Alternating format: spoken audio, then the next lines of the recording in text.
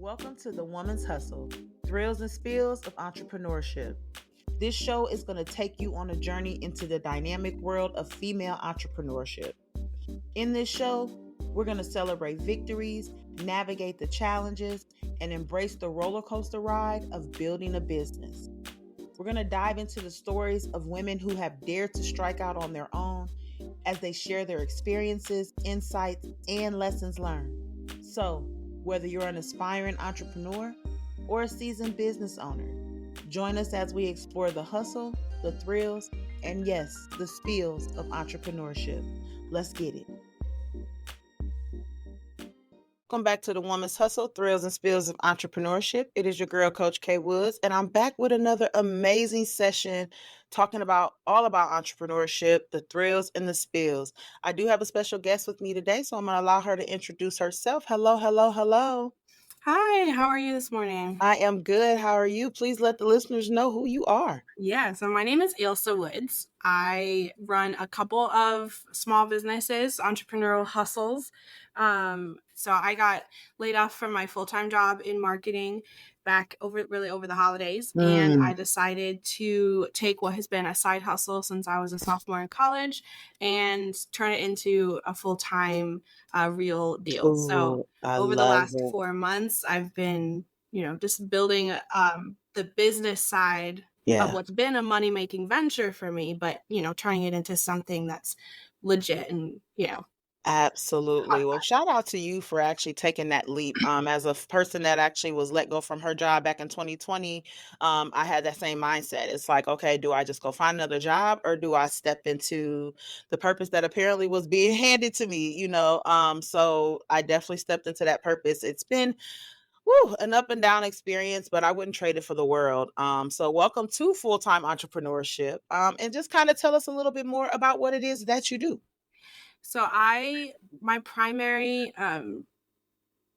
efforts, job, business is Aelsa on Socials, which is a social media marketing agency startup. So Nice. I do social media marketing for, in particular, small businesses and nonprofits in the Central Illinois community. So everything from coming up with a social media strategy to content creation, scheduling, posting, community engagement, reporting, and just helping out kind of behind the scenes when small businesses and nonprofits are trying to develop a digital marketing strategy. I love that. Primarily what I do. I love it because really that is so needed out here, right? Small businesses just don't understand like the importance of having a team. I get it like in the beginning, sometimes we don't have the money to invest, and do things like that, right? And I totally understand that. I've walked that journey, but walking that journey, I have learned that I needed to get a team sooner than I actually did. You know what I'm saying? So I love that you are actually implementing that. We kind of share similar stories and similar, approaches when it comes to that. So I absolutely love that. Tell us a little bit more about like the backstory behind you. Like, I know that you were in, full-time corporate America, doing marketing. Like, is it as far as the marketing side of things? Tell us a little bit more about your backstory. Yeah. So I say that I'm a lifelong entrepreneur in a way where I, from the time I was a very young child, was just trying to monetize my hobbies. My parents didn't give us allowance. So in order to pay for the things that I wanted, that's how we needed to do it. But that made it complicated when it came to choosing like what I was going to do for a job, because I felt like I had so many things I wanted to do and I didn't really know what the common thread was. So I started my college career as a music major, wanting to do marketing for orchestras. And then I eventually ended up just in marketing, working for an agency based out of Atlanta. I worked remote. I got the job right before having my daughter. So I worked there for almost 2 years, working from home, trying to fulfill the expectations of putting in the same amount of work during the same hours as other people who didn't have some of those limitations. And just constantly dealing with those frustrations, trying to live up to those expectations. And when they let me go, it actually felt a little bit like a relief, because it was like, now I don't have to try to fit my daughter's schedule or my family's schedule, my family model into the idea of a 9 to 5. Yeah. And so that's part of what inspired me to kind of go back to those entrepreneurial roots, and it turned that into something that can support me and my family. I love that. I absolutely love that. Tell us a little bit more about the other side hustles that you have, the entrepreneurial hustles that you have, because you are definitely multifaceted when it comes to that. So tell us a little bit more about them. Yeah, well, my first ones were like making little crafts that I would sell to my neighbor kids. But when in terms of like what I've done as a young person and, young adult, Yeah. I started in the wedding industry as a wedding musician because I was a music major. So I played violin and piano. People would pay me to do that for weddings. And then my dad has always worked in the communications fields with audiovisual stuff. So I've kind of always had a camera in my hands. So I transitioned to being a wedding photographer, and I did a couple of weddings, and I decided I actually don't like this. And so then I went to wedding coordination, which is another, like, I still do that. Right. So I've built websites for people, just like if it's something I can do and Hey. you're willing to pay me to do it, like I'll figure it out if I don't Come already know. on, entrepreneur. That's what I'm talking about. Like, that's what people don't get, right? When the purpose is there, you are open-minded to like do whatever it takes. You know what I'm saying? And I love that. Like, girl, you got me hype over here because there's a lot of us out here that don't have that passion and that purpose when it comes to entrepreneurship. Everybody's like, oh, I want a business, I want a business, but people don't understand like the really work that is going into, but like, you work full-time in corporate America, right? Someone that works full-time in corporate America, that organization wants you to bust your ass, right? You don't realize you got to do that times two when it comes to your own businesses. You know what I'm saying? So I think that that's amazing. He said, hey, I was doing crafts when I was a kid. I love that. That's that mindset, baby. That is so dope. Talk a little bit more about the balance, because you have a beautiful baby girl. Like, tell us a little bit more, about the balances that, comes along with that and how you feel that sense of freedom just with the kids and stuff. Yes. I will say I'm still trying to find that balance. And when Mm, I talk to other mompreneurs, I yeah, think we're all trying to find that balance. It's not something that ever really goes away. But I think that just trying to find ways that, my husband's gone. He works a blue collar job. So he's gone a hmm, lot during the day. He leaves at like 4, comes back at 5. yeah, And so I'm alone with my daughter that whole time, but that doesn't mean that I can work during that whole time. right. That part. And so it kind of becomes, well, I guess I'll work 5 to 9, or more realistically, really, it's like I start working at 8 and I go to bed at like 1 or 2 Mm-hmm. in the morning. That's when I can get to do my work. So The most done. it's just kind of just trying to being willing to be flexible Yeah, every day, being willing, like, okay, I have to adjust my expectations that I am not going to get an 8-hour day worth of work done during an 8-hour day. That's just yeah. not, It's a how fact. it's going to work. Yeah, and I So think I that think that's adjusting expectations is a big yeah. I agree with that.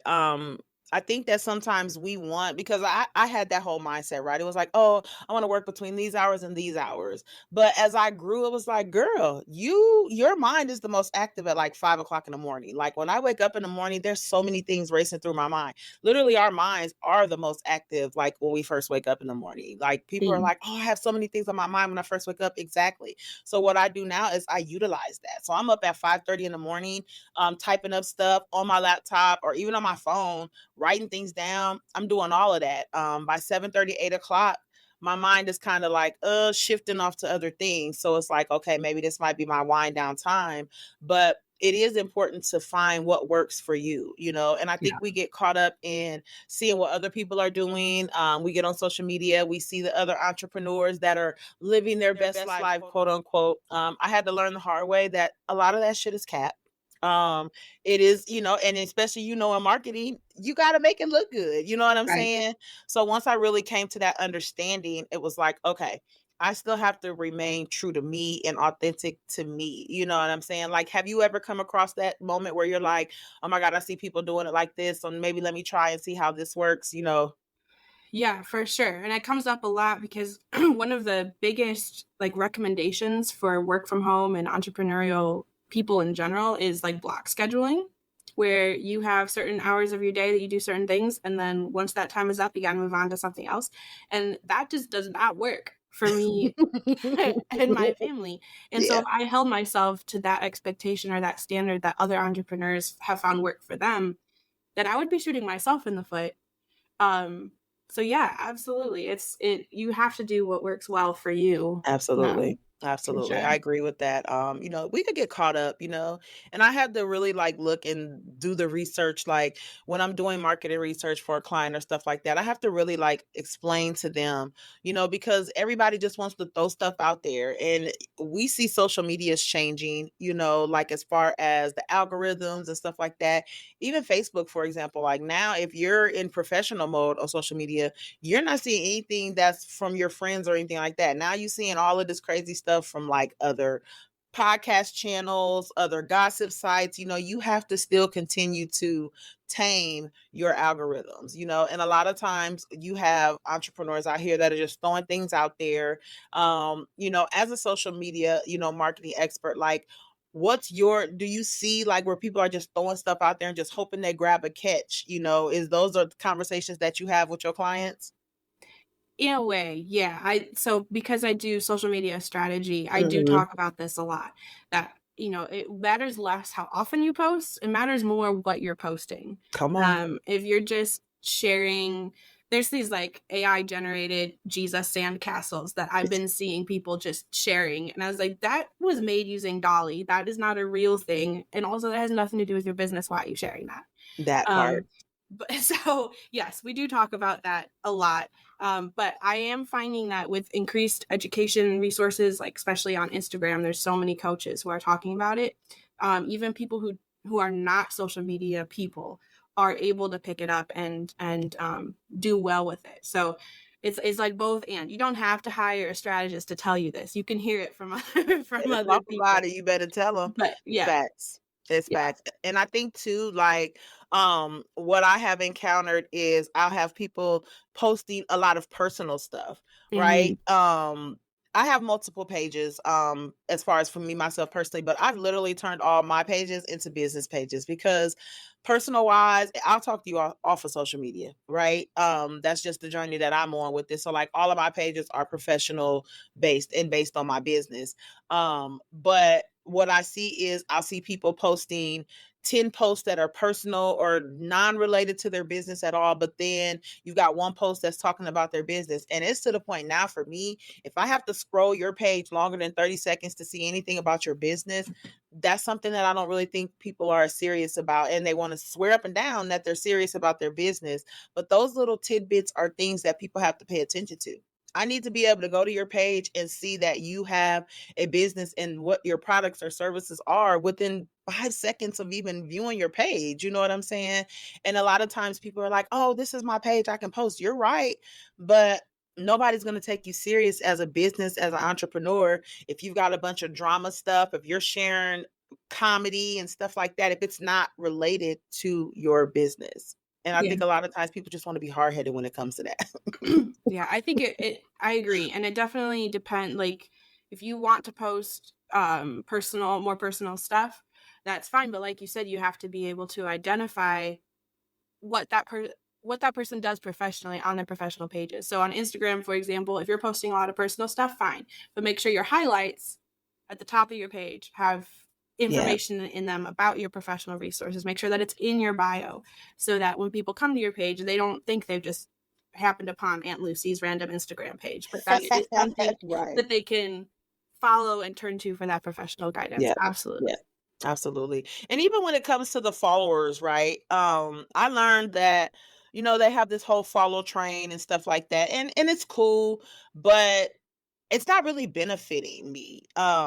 I know that people are like likes for likes, follows for follows, but I really want people to engage with my content because they get value out of my content. I Yeah. don't want people, I don't need 10,000 followers, because if 10,000 followers and I have no clients out of that 10,000 followers, hey, I feel like I'm doing myself a disservice. And I don't think people understand that. Um, I think people feel like if you have the followers, they're going to automatically engage. But what I have taught my clients is they are not going to engage because they're not interested. And now you're going to start seeing that stuff that you're not interested in. So it's Okay. kind of like a two-way thing. You have to follow what you like, just like you want people to follow what it is that you're offering because they like it. Do you have to tell that to your clients? Do they understand that part, or do they think that we're just trying to be haters? I think when I explain it, they definitely understand it. It's so tempting to have to idolize celebrity of Yeah. like, I want 100 people, 100,000 people following my page. Mhm. Okay, but if you are, I've used this example, it's one of my favorites. If you are a lawn care maintenance company in the middle of Illinois, central Illinois, do Right. you need followers in Boston? Come on. No, and your followers in Boston aren't gonna be interacting with your content because they don't really care. At all. So, at worst, they will unfollow you, and at maybe even worse than that, actually, they will stay following you and then never interact with your posts, which will keep your engagement low, Yeah. and then your algorithm will suffer. You will, stop showing up in people's timelines and their For You page and stuff like that. So, yeah, Yeah. absolutely, just it's better to have a more engaged audience than a bigger audience. Yeah. I said that. I say that all the time. And people are like, oh, I want the follows. Oh, okay. Well, if you want to give me backlash for that, then, I might not be the best person for you. You know what I'm saying? So I've come to realize that everybody is not for everybody, and I'm okay with that, Well, so I get it, and I love that, there are people out there that really are providing people the logic side of things when it comes to, because we're here to organically grow our businesses for the long term. right. Everybody wants a short-term fix and wants to turn around and wants all of this, but what are you going to do after that? If there's no plan of action, what are you going to do if it presents yourself? Where's your lead magnets? How are you following up with the people that are engaging? Those are the things that people don't think about. Yeah. That's crazy. So yeah, kind of tell us a little bit about your thrills. Like, give us a couple of thrills that you've experienced on your entrepreneur journey. And that's from young age to now.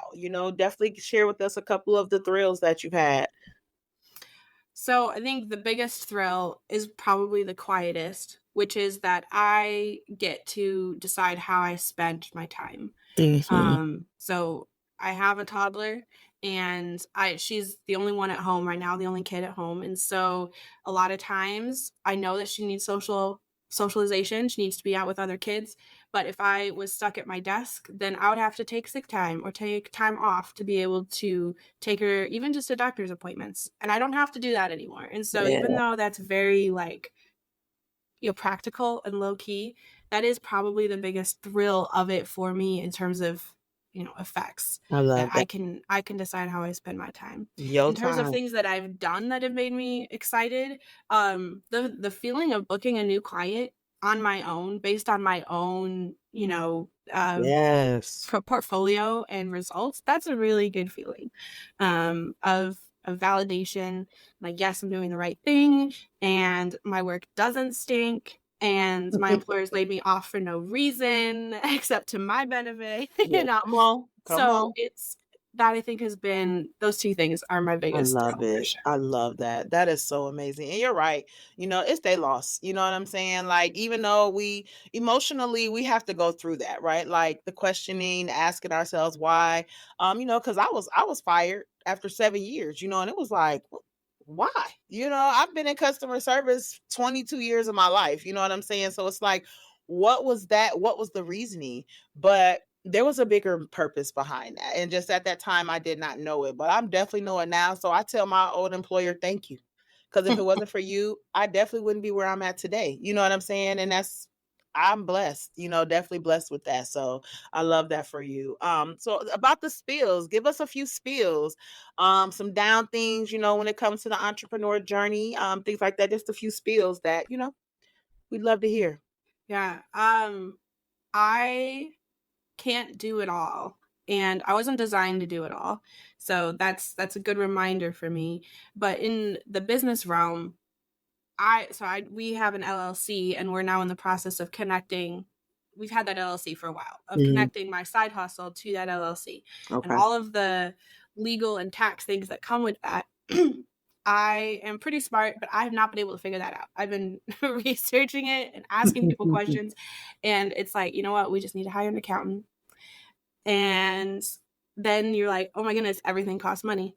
Yeah. And I'm trying to start up my own business and get people to pay me money, but I need that money because that's my livelihood right now. And so Yeah. having to release and train myself to be like, it's okay, we have to set aside 10% of that or whatever to help address some of these other issues. So I think that's been lately my biggest spill or challenge, is just, finding the clients so that I have that money, and then Yeah. being willing to be someone else's client so that my business is set up for success. Oh, yes. Girl, I feel you on that so much. Like, it's hard because you feel like that, not that you know everything, but that you can handle everything. And I Yeah. love that you kicked it off with that by saying, I can't handle everything. I can't do everything. So I think that that's amazing, because entrepreneurs, we need to hear that, y'all. We need to understand that even starting off, you can't do everything. So just to realize, like, break down things, write your list down. If money was not a factor to you guys, what would you need to have done? And then you can kind of like break things down from there. You know what I'm saying? But you've got to have a starting point, and eventually do have to understand that you are going to have to invest, in the growth of your legacy. So, and I think you got it. Like, you're very well balanced, well rounded, and understanding that, you're going to have some ups and downs. That's a part of the process, so I see nothing but great things continuous to come your way. So Thank you. I appreciate well, that. as we close out here, I would love for you to share with the listeners some life hacks or some tips, just to help someone who is on the entrepreneur journey that may be stuck, someone who's thinking about, turning their side hustles into full-time entrepreneurship as you, or someone that's just needing to excel on any level. We have our women audience, so, just kind of give the ladies some life hacks.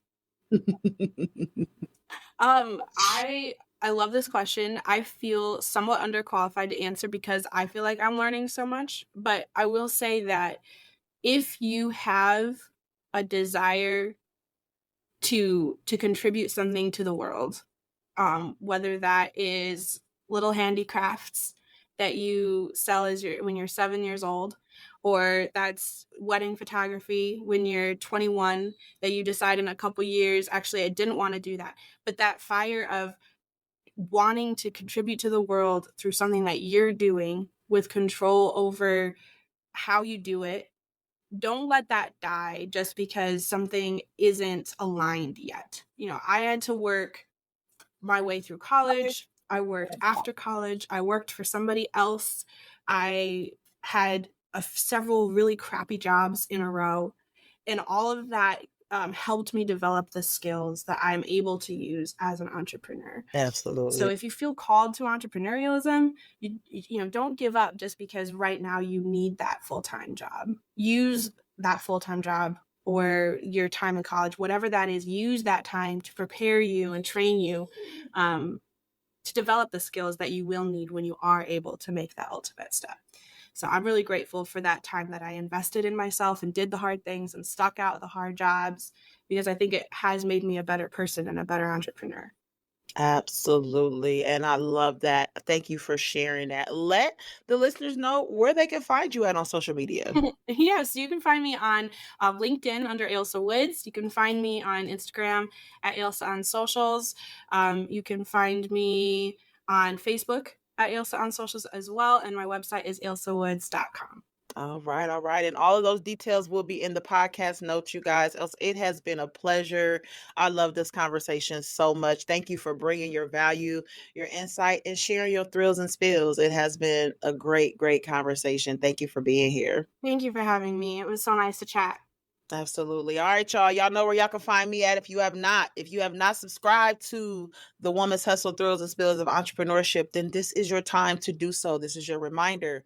Follow me on all social media at Coach K Transforms. And until next time, y'all, make sure that you're doing what you do to make sure to elevate your business, baby. I'll talk to y'all later.